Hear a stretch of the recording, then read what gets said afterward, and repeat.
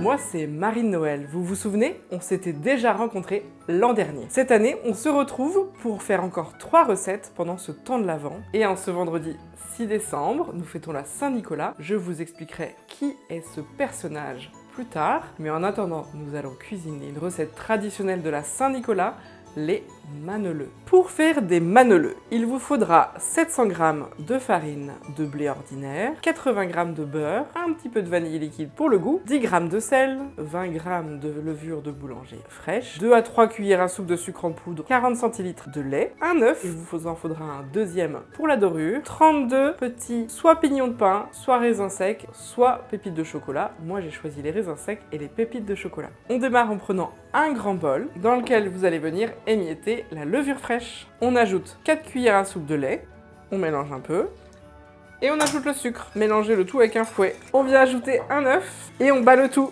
Et ensuite on ajoute le reste du lait. Une fois tous vos ingrédients mélangés, on les met de côté, et on prend la farine et le sel.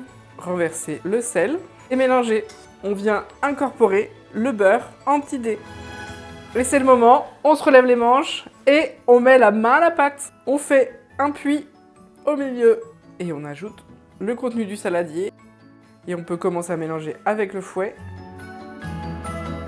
N'hésitez pas, si votre pâte est trop collante, à rajouter quelques cuillères de farine. Nous allons fariner le plan de travail et renverser notre pâte dessus. Et c'est reparti pour pétrir 2 à 3 minutes.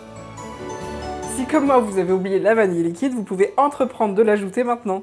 Une fois la pâte bien pétrie, on la remet dans notre saladier et on va la couvrir avec un linge humide. Vous prenez votre saladier, vous mettez tout simplement votre linge humide sur le saladier et vous laissez reposer pendant 1h30 à 2 heures dans un endroit à température ambiante ou près d'une source de chaleur. L'objectif, c'est que la pâte double de volume. Et voilà, j'espère que vous avez fait une bonne sieste ou profité pour préparer votre sapin de Noël. Voilà une pâte qui a bien gonflé. On renverse notre pâte sur le plan de travail fariné et on écrase légèrement la pâte avec les mains. Il ne nous reste plus qu'à diviser la pâte en 16 morceaux égaux. Si comme moi, vous êtes un petit peu maniaque de l'égalité, je vous conseille de peser votre pâte et de la diviser par 16. Et c'est parti pour façonner nos petits maneleux.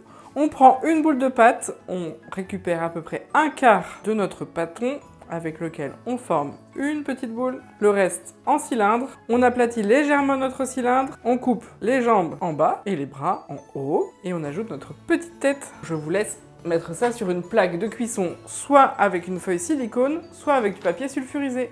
Et je vous laisse répéter l'opération pour les 16 petits pâtons que nous avons formés juste avant. Et c'est parti pour la décoration de vos petits maneleux. On ajoute 2 raisins secs pour les yeux ou 2 pépites de chocolat. Et on répète l'opération sur les 16 petits maneleux. Et si vous le souhaitez, vous pouvez ajouter quelques boutons pour former le corps des maneleux. On remet un linge humide dessus et on les laisse pousser pendant 30 minutes à température ambiante.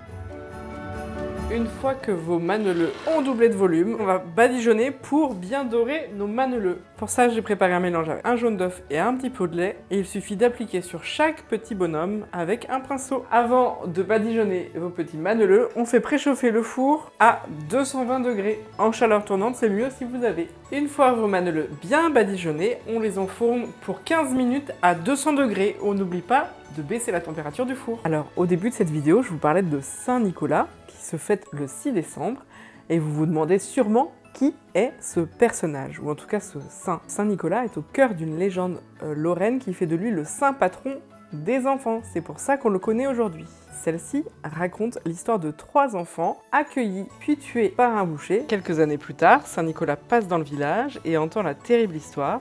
Il rend visite au boucher, l'arrête et ressuscite les 3 enfants. La légende raconte également que le boucher est condamné à accompagner toute sa vie Saint-Nicolas sous un nom qu'on connaît, le père Fouettard, et il punit les enfants désobéissants. Et nos maneleux sont cuits.